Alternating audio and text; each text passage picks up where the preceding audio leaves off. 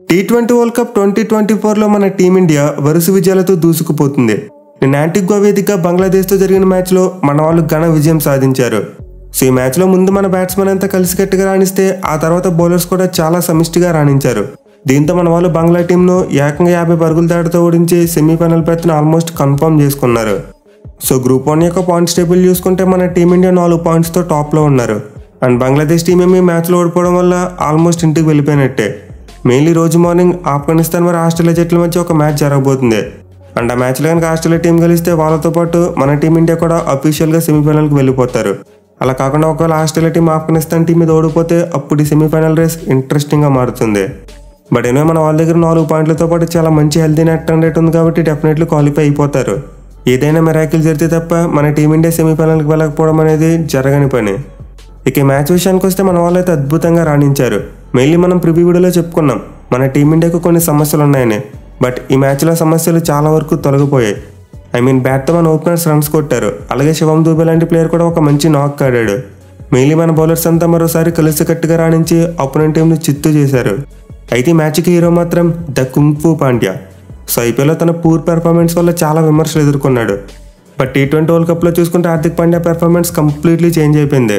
అసలు ఐపీఎల్లో మనం చూసిన హార్దిక్ పాండ్యా అతనేనా అనుకునే రేంజ్లో బేభత్సంగా పెర్ఫామ్ చేస్తున్నాడు ఈ వరల్డ్ కప్లో.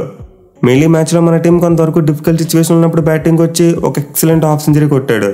ఇన్ఫాక్ట్ ఒక మ్యాచ్ విన్నింగ్ నాక్ ఆడాడని చెప్పుకోవచ్చు. అలాగే తర్వాత బౌలింగ్లో చూసుకున్న మన టీమిండియాకు ఆ ఇనీషియల్ బ్రేక్ త్రూ అందించాడు. అంటే నా క్రాక్ తర్వాత మన మిగతా బౌలర్స్ ఈజీగా బంగ్లాదేశ్ టీంని కట్టడి చేశారు. సో ఈ మ్యాచ్లో అయితే బంగ్లాదేశ్ టీం టాస్ గెలిచి ముందుగా ఫీల్డింగ్ తీసుకుంది. అండ్ ఈ డిసిషన్ వాళ్ళనైతే చాలా పెద్ద దెబ్బ కొట్టింది. అఫ్కోర్స్ పిచ్ అయితే ఫస్ట్ ఇన్నింగ్స్లో చాలా వరకు పేస్ బౌలర్స్కి అనుకూలించింది. మెయిన్గా వేరియబుల్ బౌన్స్ అయితే చూసాం. బట్ మనం ప్రివ్యూ వీడియోలో చెప్పుకున్నాం మ్యాచ్ ప్రోగ్రెస్ అయిపోతే పిచ్ స్పిన్ ఫ్రెండ్లీగా మారిపోతుందని చెప్పి. అండ్ ఎగ్జాక్ట్లీ అదే జరిగింది. సెకండ్ హాఫ్లో పిచ్ స్లోగా మారి బ్యాటింగ్ చేసేందుకు మరింత డిఫికల్ట్గా తయారైంది. ఎనివే టాస్ ఓడిపోయి ముందుగా బ్యాటింగ్ వచ్చిన మన టీమిండియాకు ఎట్టకేలకు ఓపెనర్స్ ఒక మంచి స్టార్ట్ ఇచ్చారు.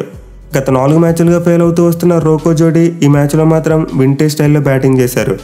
ఎస్పెషల్లీ మన కెప్టెన్ రోహిత్ శర్మ ఆ ఇంటెంట్ చూపించాడు. కేవలం 11 బంతుల్లోనే 23 పరుగులు చేశాడు.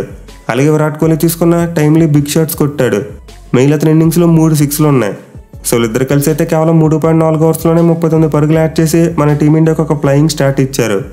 బట్ ఎప్పుడైతే రోహిత్ శర్మ అవుట్ అయ్యాడో ఆ తర్వాత మన వాళ్ళ ఇన్నింగ్స్ కాస్త స్లో అయ్యింది.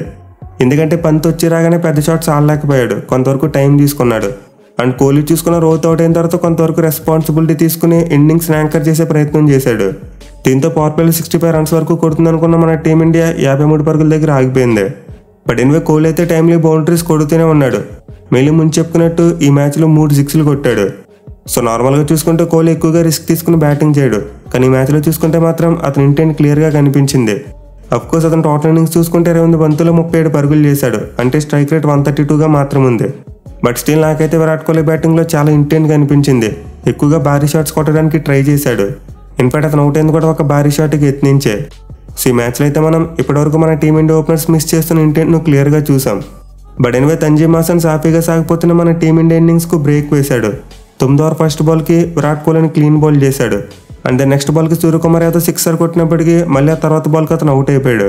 దీంతో 71 పరుగులకి ఒక వికెట్గా ఉన్న మన టీమిండియా స్కోర్ 77కి 3గా మారిపోయింది. మెయిన్లీ ఓవర్లో తంజీమ్ చాలా మంచి రిథంలో కనిపించాడు. సూర్య అవుట్ అయిన బాల్ అయితే అనుకున్న దానికంటే ఎక్కువ బౌన్స్ అయింది. సో ఓవర్ ద్వారా బంగ్లాదేశ్ వాళ్ళు కొంతవరకు మినీ కంబ్యాక్ చేశారు. బట్ అగైన్ ఇలాంటి డిఫికల్ట్ టైంలో రిషబ్ పంత్ స్టెప్ అప్ అయ్యాడు. అప్పటి వరకు స్లోగా బ్యాటింగ్ చేసిన అతను డ్రింక్స్ బ్రేక్ తర్వాత మాత్రం రెచ్చిపోయడం మొదలుపెట్టాడు. ఎస్పెషల్లీ ముస్తాఫిజ్ రహమాన్ వేసిన 11వ ఓవర్లో 2 4లు మరి ఒక 6 కొట్టాడు. అండ్ దెన్ రిషాద్ హుసేన్ బౌలింగ్లో కూడా ఒక 6 and 4 కొట్టాడు. కానీ ఇలా వేగంగా ఆడే క్రమంలోనే తన వికెట్ను కోల్పోయాడు. మోస్ట్ ఇంపార్టెంట్లీ మరోసారి లెగ్ స్పిన్నర్కు రివర్స్ స్వీప్ ఆడబోతూ తన వికెట్ను కోల్పోయాడు. బట్ ఎనివే పంత్ అయితే ఈ మ్యాచ్లో కూడా తన ఫైన్ ఫామ్ను కొనసాగించాడు. 24 బంతుల్లో 36 పరుగులు చేశాడు. మెయిన్లీ ఒక ఓవర్లో మన టీమిండియా 2 వికెట్లు కోల్పోయిన తర్వాత మళ్ళీ తిరిగి మొమెంటంని తీసుకొచ్చింది రిషబ్ పంతే. అయితే పంత్ అవుట్ అయిన తర్వాత మళ్ళీ మన టీమిండియాకి 2 క్వైట్ ఓవర్స్ వచ్చాయి. మెయిన్లీ శివం దూబే ఇనిషియల్గా చాలా స్ట్రగుల్ అయ్యాడు. తన ఇన్నింగ్స్ను ముందుకు తీసుకెళ్లేకపోయాడు. కానీ ఎప్పుడైతే హార్దిక్ పాండ్యా ఇనిషియేటివ్ తీసుకుని షాట్లు కొట్టడం మొదలుపెట్టాడో ఆ తర్వాత మన టీమిండియా ఇన్నింగ్స్ కంప్లీట్లీ మారిపోయింది. ఎస్పెషల్ వీళ్ళిద్దరు స్పిన్నర్స్ని చాలా పద్ధతిగా కొట్టారు. Hardik Pandya right arm off స్పిన్నర్స్ని టార్గెట్ చేసి కొట్టేవాడు. అండ్ శివం దూబే చూసుకుంటే లెఫ్ట్ ఆర్మ్ ఆర్థోడాక్స్ స్పిన్నర్స్ని టార్గెట్ చేసేవాడు. సో వీళ్ళిద్దరు పార్ట్నర్షిప్లో చాలా మంచి క్యాలిక్యులేషన్ కనిపించింది. స్లోగానే స్టార్ట్ చేసినప్పటికీ ఆ తర్వాత చాలా బాగా పికప్ అయ్యారు. ఇన్ఫాక్ట్ ఒకనొక టైంలో వాళ్ళ పార్ట్నర్షిప్ 14 బంతుల్లో 10 పరుగులుగా ఉండేది. కానీ తర్వాత పికప్ అయి ఓవరాల్గా 34 బంతుల్లో 53 పరుగుల పార్ట్నర్షిప్ యాడ్ చేశారు. ఈ పార్ట్నర్షిప్ అయితే మన టీమిండియాకు భారీ స్కోర్ రావడంలో కీ రోల్ ప్లే చేసింది. మెయిన్లీ మనం ప్రివ్యూలో చెప్పుకున్నాం శివం దూబే అంత మంచి ఫామ్లో లేడని చెప్పి. కానీ మ్యాచ్లో 24 బంతులు 34 పరుగులు చేసి మంచి టచ్లో కనిపించాడు. బట్ ఎనివే మన టీమిండియాకి అసలైన ఫినిషింగ్ టచ్ ఇచ్చింది మాత్రం హార్దిక్ పాండ్యా. నిజంగా ఈ మ్యాచ్లో మైండ్ బ్లోయింగ్ బ్యాటింగ్ చేశాడు. అసలు డెత్ ఓవర్స్లో హార్దిక్ పాండ్యా దగ్గర నుండి ఇలాంటి బ్యాటింగ్ చూసి చాలా కాలం అయిపోయింది. ఒకప్పుడు ఎలా అయితే మన టీమిండియాకు డెత్ ఓవర్స్లో గేమ్ను ఫినిష్ చేసేవాడో అలా వింటేజ్ స్టైల్లో బ్యాటింగ్ చేశాడు. కేవలం 27 బంతుల్లోనే 50 పరుగులు చేశాడు. సో తన ఈ క్విక్ ఫైర్ హాఫ్ సెంచరీ అయితే మన టీమిండియాని చాలా స్ట్రాంగ్ పొజిషన్లో పెట్టింది.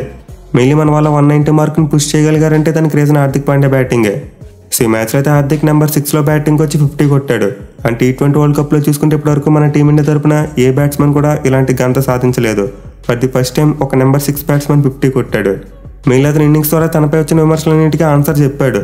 ఐపీఎల్ టైంలో తన పూర్ పెర్ఫార్మెన్స్ కారణంగా చాలా ట్రోలింగ్ ఫేస్ చేశాడు. బట్ ఈ వరల్డ్ కప్లో మాత్రం దానంతటి నుండి రిడెంప్షన్ పొందుతున్నాడు. సో హార్దిక్ పాండ్యా కనుక తన ఫామ్ని ఎలానే కొనసాగించగలిగితే డెఫినెట్లీ అతను ఒక మ్యాచ్ విన్నర్. తనదైన రోజున వంటి చేత్తో మ్యాచ్లు గెలిపించగలడు.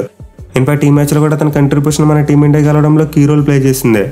సో ఓవరాల్గా అయితే ఈ మ్యాచ్లో హార్దిక్తో పాటు మిగతా బ్యాట్స్మెన్ కూడా బాగానే కంట్రిబ్యూట్ చేశారు. దీనివల్ల మన టీం 196 రన్స్ కొట్టగలిగింది. ఇక బంగ్లాదేశ్ బౌలింగ్ విషయానికి వస్తే ఒక తంజీమ్ హాసన్ మాత్రమే కొంతవరకు చెప్పుకోదగ్గ బౌలింగ్ చేశాడు. అతను 4 ఓవర్స్లో 32 రన్స్ ఇచ్చి 2 వికెట్స్ తీసుకున్నాడు. బట్ మిగతా బౌలర్స్ అందరూ కూడా చాలా వరకు ఎక్స్పెన్సివ్గా ప్రూవ్ అయ్యారు. మెయిల్ ఎక్స్పీరియన్స్ ఉన్న షకీబుల్ హసన్ మరియు ముస్తాఫిజుర్ రెహమాన్ వీళ్ళిద్దరూ చాలా డిసప్పాయింట్ చేశారు. ఇన్ఫాక్ట్ వీళ్ళిద్దరూ కూడా 12 కంటే ఎక్కువ ఎకానమీతో బౌలింగ్ చేశారు. అలాగే మిగతా బౌలర్స్ కూడా పెద్దగా ఎఫెక్ట్ చూపించలేకపోయారు. అయితే చేజింగ్ విషయానికి వస్తే మాత్రం బంగ్లాదేశ్ టీంకి ఒక మంచి సాలిడ్ స్టార్ట్ వచ్చింది. వాళ్ళ ఓపెనర్స్ ఇద్దరు కేవలం 4.3 ఓవర్స్లోనే 35 పరుగుల పార్ట్నర్షిప్ పెట్టారు. మెయిలీ లిటన్ దాస్ మరోసారి మన టీమిండియా మీద ఒక మంచి ఇన్నింగ్స్ ఆడేలా కనిపించాడు. బట్ అగైన్ ద గోల్డెన్ మన హార్దిక్ పాండ్యా వచ్చి మన టీమిండియాకు ఇనీషియల్ బ్రేక్ త్రూ అందించాడు. సో లిటన్ దాస్ అవుట్ కాకముందు వరకు బంగ్లాదేశ్ ఇన్నింగ్స్ సాఫీగానే సాగింది. బట్ ఎప్పుడైతే అతను అవుట్ అయ్యాడో ఆ తర్వాత వాళ్ళకి గేర్లు పడ్డాయి. మెయిన్లీ వాళ్ళ స్కోరింగ్ రేట్ పడిపోయింది. ఆ తర్వాత వాళ్ళ కెప్టెన్ శాంటో మరియు తంజీద్ మధ్య ఒక మంచి పార్ట్నర్షిప్ వచ్చినప్పటికీ అదైతే అంత అగ్రెసివ్గా రాలేదు. మెయిన్లీ మిడిల్ ఓవర్స్లో కుల్దీప్ యాదవ్ దద్దరిల్లిపోయి బౌలింగ్ చేశాడు. సో కుల్దీప్ అయితే తను వేసిన ఫస్ట్ ఓవర్లో వికెట్ తీయలేకపోయినప్పటికీ ఆ తర్వాత తను వేసిన 3 ఓవర్స్లో కూడా వరుసగా వికెట్స్ తీశాడు. తన సెకండ్ ఓవర్లో తంజీద్ను, థర్డ్ ఓవర్లో హృదయ్ను మరియు 4th ఓవర్లో షకీబ్ను అవుట్ చేశాడు. దీంతో బంగ్లాదేశ్ టీం కుప్పగా కూలిపోయింది. ఒక ఎండ్లో వాళ్ళ కెప్టెన్ శాంటో బాగా ఆడుతున్నప్పటికీ అదర్ ఎండ్లో మాత్రం వికెట్స్ పడిపోతూనే ఉన్నాయి. సో కుల్దీప్ బౌలింగ్ దెబ్బకైతే బంగ్లాదేశ్ మిడిల్ ఆర్డర్ కంప్లీట్లీ తేలిపోయింది. అండ్ ఆ తర్వాత చూసుకుంటే బుమ్రా మరియు హర్షదీప్ సింగ్ డెత్ ఓవర్స్లో రెచ్చిపోయి బౌలింగ్ చేశారు.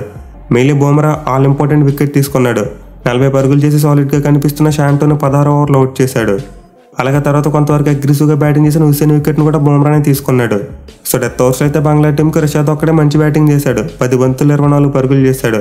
బట్ మిగతా బ్యాట్స్మెన్ ఎవరు కూడా చెప్పుకోదగ్గ బ్యాటింగ్ చేయలేదు. మెయిన్లీ ఎక్స్పీరియన్స్ ఉన్న మహమ్మదుల్లా లాంటి బ్యాట్స్మెన్ 15 బంతుల 13 పరుగులు మాత్రమే చేశాడు. అలాగే షకీబ్ తీసుకున్న, జాక్ రైలీ తీసుకున్న పెద్దగా ఎక్కువ రన్స్ కొట్టలేకపోయారు.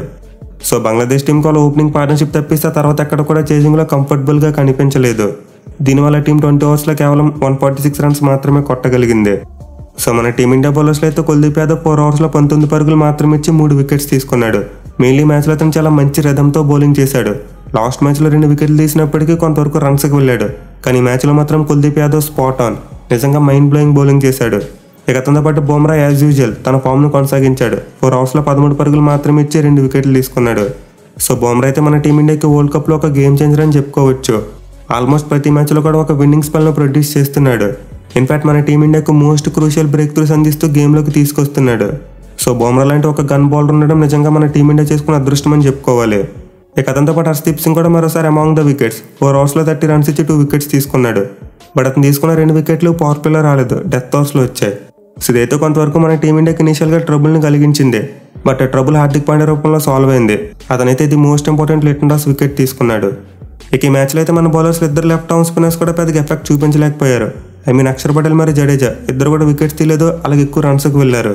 సో వీళ్ళిద్దరు బౌలింగ్ తప్పిస్తే మిగతా బౌలింగ్ అంతా అబ్సల్యూట్లీ పిన్ పాయింట్ అని చెప్పుకోవచ్చు. మెయిన్లీ మ్యాచ్లో మన వాళ్ళ క్యాచింగ్ చాలా బాగుంది.